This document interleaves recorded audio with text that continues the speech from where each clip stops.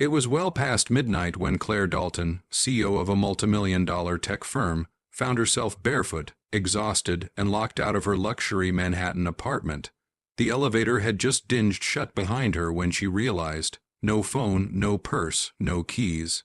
All she had was a box of leftover pasta she'd intended to eat straight from the container. She'd stepped out for just a second to check the hallway noise, and the heavy door had sealed behind her. Her silk blouse stuck to her back from the July humidity, her nerves fraying. She sank onto the hallway floor, silent curses swirling in her mind. Of all nights after a brutal board meeting, after firing a VP who had been like a brother that's when she heard it, the creak of a stroller and the soft hum of a child singing.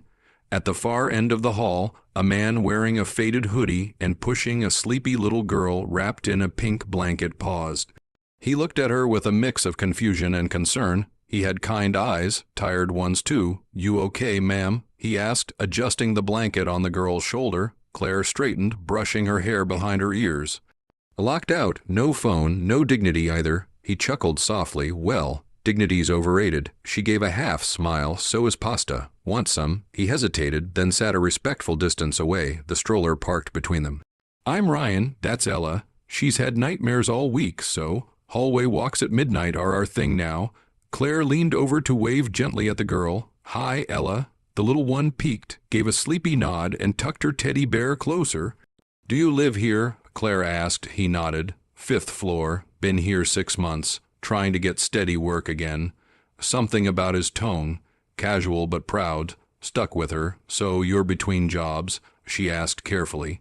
"I fix things, fences, appliances, odd jobs. Did HVAC for years before the company folded.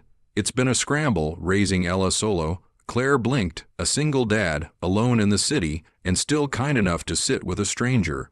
A silence settled in, gentle, not awkward. Then Ryan rose. "Let me try something."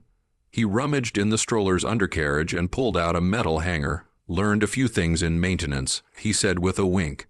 She watched, amused and curious, as he crouched beside her door, working the hanger with surprising skill. After 2 minutes and a soft click, the door gave way. Claire stared. "You just unlocked it?" He grinned.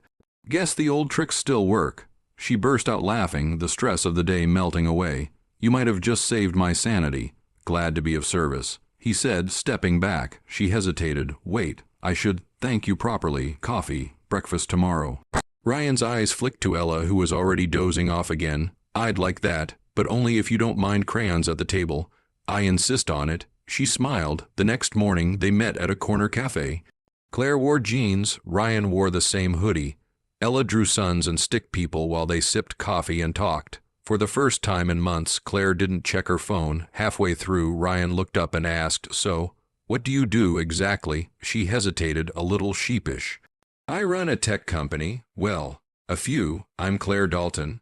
There was a pause. His brow rose. "The Claire Dalton." She gave a modest shrug. "I don't usually get locked out." He laughed, a full, real laugh that made Ella giggle. "Well," he said, sipping his coffee, "good to know CEO need rescuing sometimes, too." 3 months later, Ryan was working full-time on-site as a facilities consultant for Claire's new foundation, one that funded vocational training for single parents. It was his idea. He never asked for favors. She never offered pity.